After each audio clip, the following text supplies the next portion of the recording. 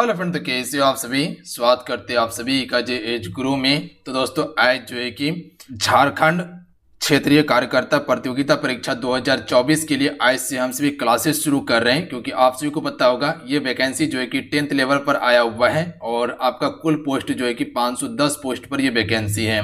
तो आज से ये क्लासेस हम सभी शुरू कर रहे हैं, जिसमें कि आपका झारखंड स्पेशल प्लस में जीके जीएस यानी कि हिस्ट्री, ज्योग्राफी, पॉलिटी और इकोनॉमी का जो पोर्शन है, प्लस में जो है कि आपका साइंस यानी कि फिजिक्स, केमिस्ट्री, बायो का जो सेक्शन है, और झारखंड स्पेशल, इसी का हम सभी आज प्रैक्टिस सेट कंप्लीट करने वाले हैं। बिल्कुल आपके एग्जाम पैटर्न पर ये तैयार किया गया है। तो आज की सेशन को आप सभी कंप्लीट जरूर कर लीजिएगा। ये क्लासेस आपका JFWCE परीक्षा 2024 के लिए रहने वाला है। तो चलिए शुरू करते हैं आज के इस क्लासेस को। हम सभी देखिए, आप सभी के लिए एप्लीकेशन पे क्लासेस हम जल्द ही शुरू करने वाले हैं। तो आप सभी जो कंप्लीट तैयारी करना चाहते हैं इस एग्जाम्स का, तो आप सभी जाके एप्लीकेशन को डाउनलोड कर लीजिएगा। जे एज गुरु के नाम से एप्लीकेशन प्ले स्टोर पे अवेलेबल है। डाउनलोड करके रजिस्टर करके रख लीजिएगा। जब भी क्लास लॉन्च होगा आपको मिल जाएगा क्लासेस ऑफर में। लिंक डिस्क्रिप्शन में भी हम दे दिए हैं एप्लीकेशन का, तो जाइए आप भी ज्वाइन कर लीजिएगा। तो चलिए शुरू करते हैं आज की सेशन को। फ्रेंड जो चैनल पर पहली बार आए, चैनल को जरूर सब्सक्राइब करके घंटे को प्रेस कर लीजिएगा, ताकि जब भी क्लास हो नोटिफिकेशन आप सभी को प्राप्त हो सके। आज का फर्स्ट क्वेश्चन देखिए। पहला क्वेश्चन है कि प्रथम विश्व युद्ध के दौरान कौन सा देश 1915 में ब्रिटेन के खिलाफ धुरी बलों में शामिल हुआ था। अगर इन सेट में किसी भी क्वेश्चन का आंसर पता हो तो अपना आंसर आप नीचे कमेंट बॉक्स में बता सकते हैं। तो याद रखिएगा बुल्गारिया देश शामिल हुआ था। ध्यान रखेंगे आप सभी, ऑप्शन नंबर बी बिल्कुल करेक्ट आंसर होगा। बुल्गारिया की राजधानी कहां पे? सोफिया है। याद रखिएगा आप सभी, याद रहेगा आप सभी को। अच्छा, अगर क्वेश्चन पूछा जाए कि पहला विश्व युद्ध जो है ये शुरू कब हुआ था? 1914 में शुरू हुआ था और चला कब तक था? 1918 तक चला था। ध्यान रखिएगा। अच्छा, दूसरा विश्व युद्ध के बारे में पूछा जाए तो ध्यान रखिएगा ये 1939 में शुरू होता है और 1945 तक चलता है। ध्यान रखिएगा, जब जापान पे 1945 में अमेरिका के द्वारा बम गिराया गया, उसके बाद जो है कि जापान ने आत्मसमर्पण किया, उसके बाद जो है कि आपका दूसरा विश्व युद्ध समाप्त हो गया था। अगला है टिहरी बांध किन नदियों के संगम पर स्थित है? देखिए ये जितने भी क्वेश्चन है सारे सिलेक्टेड इंपॉर्टेंट क्वेश्चन है। इसी प्रकार का क्वेश्चन आपके पेपर में पूछा जाता है। टिहरी बांध किस नदियों के संगम पर स्थित है? तो ऑप्शन में ए बिल्कुल करेक्ट आंसर होगा। भागीरथी और भिलांगना के संगम पर है। ध्यान रखिएगा आप सभी। अगला क्वेश्चन देख लीजिएगा। किसी अर्धचालक का ताप बढ़ाने पर उसकी प्रतिरोधकता जो है फ्रेंड वो क्या होगी? चलिए क्वेश्चन नंबर 3 के लिए आप राइट आंसर कीजिएगा। तो प्रतिरोधकता घट जाएगी। ध्यान रखिएगा, याद रखिएगा, अगर किसी अर्धचालक का ताप अगर बढ़ाएंगे तो प्रतिरोधकता क्या होगा? घट जाएगा, और ताप को घटाएंगे तो प्रतिरोधकता क्या हो जाएगा? बढ़ जाएगा। ध्यान रखिएगा आप सभी। और यहीं से याद रखिएगा, जब भागीरथी और अलकनंदा का मिलन जब होता है तो यहीं से गंगा नदी निकलती है। ध्यान रखिएगा आप सभी, देवप्रयाग में। अगला क्वेश्चन देख लीजिएगा। क्वेश्चन है 4 नंबर। सूर्य अस्त एवं सूर्य उदय के समय सूर्य का आभासी चिपटापन निम्न परिघटना के कारण होता है। सूर्य उगते और सूर्य डूबते समय जो सूर्य का चिपटापन जो दिखाई देता है ये किस परिघटना के कारण दिखाई देता है? तो ये अपवर्तन के कारण होता है। ध्यान रखिएगा आप सभी। क्या बताएं? अपवर्तन के कारण होता है। अपवर्तन का कारण क्या क्या आपको बताए थे? पता है आप सभी को कि जैसे अगर कोई समुद्र है या पोखर है, इसमें मछली जो वास्तविक जगह पर रहता है उससे थोड़ा सा ऊपर दिखाई देता है। ये अपवर्तन के कारण ही होता है। एक गिलास में पानी धरा हुआ है और उसमें चम्मच डाल दीजिएगा, चम्मच आपको टेढ़ा दिखाई देगा। ये अपवर्तन के कारण आपको दिखाई पड़ता है। ध्यान रखिएगा आप सभी। अगला है निम्नलिखित में से किस पादप के परागकण मानवों में एलर्जी का कारण बनते हैं? राइट आंसर ऑप्शन में भी हो जाएंगे पार्थेनियम जो कि फ्रेंड ये मानवों में क्या करता है? एलर्जी का कारण बनता है। ऑप्शन में भी बिल्कुल करेक्ट आंसर होगा। देखिए जितने भी आपसे जुड़े हुए फ्रेंड क्लासेस को आपसे लाइक जरूर कीजिएगा। आपका एक लाइक हमें मोटिवेट कराता है। देखिए हम कोशिश करते हैं कि आपको बेहतर से बेहतर कंटेंट दिया जाए। हम अपने तरफ से 100% आपको देते हैं कंटेंट तैयार करने में, ताकि आप प्रश्न पेपर में बना के आए। बस आप सभी से यही रिक्वेस्ट है, आप सभी अपना काम कीजिए, क्लास को लाइक करके शेयर कीजिए, और जितना हम आपको बताते हैं उतना कम से कम आपसे क्वेश्चन को याद करने का कोशिश कीजिए। काफ़ी आपको मदद करने वाला है। देखिए 100% आपका स्कोर इम्प्रूव होगा। निम्नलिखित में से कौन सा जाइलम का भाग नहीं है? जाइलम का काम क्या होता है? पानी का परिवहन करना होता है। ध्यान रखिएगा, पौधों में याद रखिएगा आप सभी। जड़ से पानी को उठा के पूरा पत्ती तक ले जाने का काम किसका है? जाइलम का है। वहीं पर अगर फ्लोएम की बात किया जाए तो फ्लोएम क्या करता है? ये पत्ती से भोजन बनवाता है और उसके बाद जड़ तक पहुंचाता है। ये किसका काम है? तो ध्यान रखिएगा, वो फ्लोएम का काम होता है। तो चालनी नालिका जो है ये जाइलम का भाग नहीं है, जबकि वाहिनिका हो गया, वाहिका हो गया और तंतु, ये सभी जाइलम का भाग हैं। अगला क्वेश्चन देख लीजिएगा, निम्नलिखित में से कौन सा क्षेत्र भारत का जैव विविधता अति क्षेत्र हॉट स्पॉट का प्रतिनिधित्व करता है? मोस्ट इंपॉर्टेंट क्वेश्चन है, क्योंकि जैव विविधता से क्वेश्चन काफी ज्यादा पूछा गया था। राइट आंसर ऑप्शन में डी हो जाएगा। ध्यान रखिएगा, पश्चिमी घाट जो कि फ्रेंड ये जैव विविधता क्षेत्र यानी कि हॉट स्पॉट का प्रतिनिधित्व करता है। ऑप्शन में डी बिल्कुल करेक्ट आंसर होगा। अगला है, कैप्रोलैक्टम का उपयोग जो कि फ्रेंड ये किसके निर्माण के लिए किया जाता है? राइट आंसर ऑप्शन में हो जाएगा, नायलॉन 6 का निर्माण करने के लिए हम सभी कैप्रोलैक्टम का उपयोग करते हैं। ऑप्शन में ए बिल्कुल करेक्ट आंसर है। अगला है, श्वेतलिंग कप किस खेल से संबंधित है? देखिए, खेल से संबंधित आपके पेपर में क्वेश्चन पूछा जाएगा। तो श्वेतलिंग कप जो है फ्रेंड ये किस खेल से संबंधित है? Right answer option number D हो जाएगा। ध्यान रखिएगा, टेबल टेनिस से संबंधित है। सेफलिंग कप ध्यान रखिएगा आप सभी। राइडर कप किससे संबंधित है? गोल्फ से संबंधित है। राइडर कप ध्यान रखिएगा आप सभी, याद रहेगा आप सभी को। अच्छा, रंगास्वामी कप किससे संबंधित है? ध्यान रखिएगा, हॉकी से संबंधित है। किससे है जी? हॉकी से रंगास्वामी कप संबंधित है। अच्छा, आपसे ये बताइएगा कि हॉकी का जादूगर किसे कहा जाता है? प्लस में आपको ये बताना है कि आप सभी का राष्ट्रीय खेल दिवस कब मनाया जाता है? राष्ट्रीय खेल अपना क्या है? हॉकी है।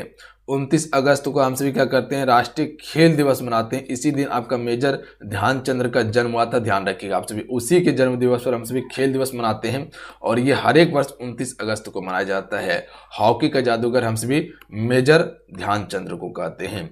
हस्तिनापुर का उत्खनन डैश के मध्य हुआ था? बस इसको सिर्फ याद रखिएगा, ज़्यादा इसमें दिमाग नहीं लगाना है। 1950 से 1952 ईस्वी में किया गया था हस्तिनापुर का उत्खनन। ध्यान रखेंगे आप सभी, नहीं भी याद कीजिएगा तो कोई दिक्कत नहीं है।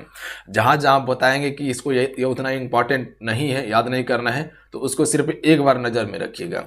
निम्नलिखित में से किस लेंस का उपयोग करके मानव नेत्र के निकट दृष्टि दोष यानी कि मायोपिया की समस्या को ठीक किया जा सकता है? मोस्ट इंपॉर्टेंट है। यहाँ पर मायोपिया की बात किया गया है। इसमें क्या होता है मायोपिया में? तो इसमें निकट की वस्तु दिखाई देता है, दूर की वस्तु नहीं दिखाई देता है। और इसके इलाज के लिए हम सभी अवतल लेंस का प्रयोग करते हैं। ध्यान रखिएगा, क्योंकि दूर का वस्तु दिखाई नहीं देता है, तो दूर का वस्तु देखने के लिए हम सभी अवतल लेंस का प्रयोग करते हैं। वहीं पर बात किया जाए दूरदृष्टि दोष में, तो उसमें क्या होता है? दूर की वस्तु दिखाई देता है, निकट की वस्तु दिखाई नहीं देता है। तो इसके लिए हम सभी निकट की वस्तु देखने के लिए उत्तल लेंस लगाते हैं। ध्यान रखिएगा आप सभी। अगला क्वेश्चन देख लीजिएगा, निम्न में से कौन सी वस्तु हड़प्पा स्वस्थल से प्राप्त नहीं हुई है? अगर इसको नहीं भी याद कीजिएगा तो कोई दिक्कत नहीं है। सूती वस्त्र प्राप्त नहीं हुई है, जबकि मृद भांड हो गया, गहने हो गया और ताम्र शीशा हो गया। ध्यान रखिएगा आप सभी। अगला क्वेश्चन देख लीजिएगा, एक गैस CaO के साथ तो क्रिया करती है परंतु NaHCO के साथ नहीं, वह गैस कौन सा है? ये CO2 है। ध्यान रखिएगा आप सभी। ऑप्शन नंबर क्या हो जाएगा? ऑप्शन में ए बिल्कुल करेक्ट आंसर होगा। ध्यान रखिएगा आप सभी। अगला है, भारत के नियंत्रक एवं महालेखा परीक्षक को उसके पद से हटाने की प्रक्रिया नियम निम्नलिखित में से किसके सम्मान है? भारत का जो नियंत्रक और महालेखा परीक्षक होता है, इसको पद से हटाने का नियम जो है ये किसके सम्मान रखा गया है? तो भारत का जो उच्चतम न्यायालय के न्यायाधीश होते हैं उसी के सम्मान रखा गया है। जैसे उच्चतम न्यायालय के न्यायाधीश को पद से हटाया जाएगा, उसी प्रकार से भारत के नियंत्रक एवं महालेखा परीक्षक को हटाया जाएगा। क्लियर है? और जितना भी है ये सभी का नियुक्ति कौन करता है? राष्ट्रपति करता है। शब्द सेरिकल्चर डैश से संबंधित है। इंपॉर्टेंट क्वेश्चन है, बताइएगा तो आप सभी। तो याद रखिएगा आप सभी, रेशम से संबंधित आपका सेरिकल्चर। चलिए आपसे से एक क्वेश्चन है, पीसीकल्चर किससे संबंधित है? अगला क्वेश्चन है कि निम्नलिखित में से कौन सी विश्व की सबसे हानिकारक जलीय खरपतवार है? इनमें से कौन सी एक हानिकारक जलीय खरपतवार है जो कि विश्व की सबसे बड़ी है? आइकॉर्निया। ध्यान रखिएगा आप सभी। ऑप्शन में ए करेक्ट आंसर होगा। अगला है, निम्न में से कौन सा देश सार्क का सदस्य नहीं है? सार्क का मुख्यालय कहाँ पे पता है आप सभी को? काठमांडू में इसका मुख्यालय है, जो कि नेपाल में पड़ता है। तो इसमें जो है कि फ्रेंड ईरान को शामिल नहीं किया गया है, जबकि भूटान हो गया, अफगानिस्तान हो गया, मालदीव हो गया, ये सभी शामिल हैं। इसके अलावा याद रखिएगा आप सभी कि भारत भी अपना शामिल है इसमें, याद रहेगा आप सभी को, भारत भी शामिल है। उसके बाद जो है कि नेपाल भी आपका शामिल है, ध्यान रखिएगा आप सभी, नेपाल भी आपका शामिल है। उसके बाद पाकिस्तान जो नल्ला है वो भी आपका शामिल है, ध्यान रखिएगा आप सभी, नल्ला भी आपका शामिल है। उसके बाद एक याद रख लीजिएगा श्रीलंका, जो कह सकते हैं कि ये जलीय सीमा साझा करता है आपका, ये भी शामिल है। और एक आपका बांग्लादेश याद रखिएगा आप सभी, वेस्ट बंगाल का याद रखिएगा, वेस्ट बंगाल का याद रखिएगा, ये भी आपका शामिल है। अगला क्वेश्चन देख लीजिएगा। क्वेश्चन है कि किस मुगल सम्राट के शासनकाल में मुगल दरबार में 4 तस्लीम और जमीन बोस लागू किए गए थे? तो ये किया गया था शाहजहां के शासनकाल में। ऑप्शन नंबर सी बिल्कुल करेक्ट आंसर होगा। अगला क्वेश्चन देख लीजिएगा। बौद्ध धर्म में उपदेश देने हेतु किस भाषा का प्रयोग किया गया था? ये भी आपके लिए इंपॉर्टेंट क्वेश्चन है, याद रखिएगा आप सभी, पाली भाषा का उपयोग किया गया था, ध्यान रखिएगा आप सभी। सबसे अधिक उपदेश कहाँ दिया था? श्रावस्ती में दिया था, और सबसे पहला उपदेश सारनाथ वाराणसी में दिया था। अगला है अनुचुंबकत्व पदार्थ कैसे होते हैं? तो option number D correct answer होगा। चुंबक की ओर दुर्लभ और बल द्वारा आकर्षित होते हैं अनुचुंबक पदार्थ। याद रखिएगा, अगर क्वेश्चन पूछा जाए कि अनुचुंबक पदार्थ कैसे होते हैं, तो चुंबक की ओर जो है कि दुर्लभ बल द्वारा आकर्षित होते हैं। अगला क्वेश्चन देख लीजिएगा। किस मौर्य स्तंभ के शीर्ष पर एक विशाल हाथी स्थापित है? संकीसा स्तंभ है, ध्यान रखिएगा आप सभी। संकीसा स्तंभ में एक विशाल हाथी स्थापित किया गया है शीर्ष पर। अगला क्वेश्चन है पर्यावरण संरक्षण के बारे में जागरूकता फैलाने में सहायक पुस्तक साइलेंट स्प्रिंग के लेखक कौन है?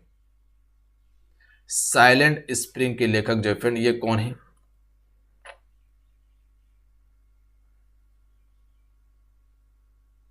ऑप्शन में बी करेक्ट आंसर होगा। रेचल कार्सन जो कि फ्रेंड साइलेंट प्रिंस के लेखक है। ऑप्शन नंबर बी बिल्कुल करेक्ट आंसर होगा। अगला क्वेश्चन देख लीजिएगा। तेलैया बांध डैश नदी पर निर्मित है? तो ये आपका बराकर नदी पर निर्मित है, झारखंड में। अगला क्वेश्चन देख लीजिएगा। निम्न श्रेणियों में से कौन सा पश्चिमी घाट का भाग नहीं है? इनमें से एक पश्चिमी घाट का भाग नहीं है। पश्चिमी घाट आपका ये वाला जो क्षेत्र है, ये वाला क्षेत्र पश्चिमी घाट है, और ये आपका पूर्वी घाट है। तो कामेत जो है ये पूर्वी घाट का क्षेत्र है, जबकि अनाईमुडी हो गया, पलनी हो गया और कार्डमम हो गया, ये सिर्फ पश्चिमी घाट का क्षेत्र है। अगला है किस वर्ष केंद्र सरकार ने रेल बजट को आम बजट में मिला दिया था? तो देखिए रेल बजट को आम बजट में मिलाया था 17-18 में, ध्यान रखिएगा आप सभी। अगला है कृष्णदेव राय ने अपनी माता के नाम पर विजयनगर के समीप किस उपनगर की स्थापना की? विजयनगर के संस्थापक कौन थे? याद रखिएगा हरियर और बुक्का थे, जो कि 1336 ईस्वी में स्थापित किया गया था हरियर और बुक्का के द्वारा। इसकी राजधानी हम्पी थी। हम्पी इसकी राजधानी थी, ध्यान रखिएगा, तुंगभद्रा नदी के तट पर। नागलपुरम याद रखेंगे आप सभी, नागलपुरम नामक जो कि उपनगर स्थापना किया गया था।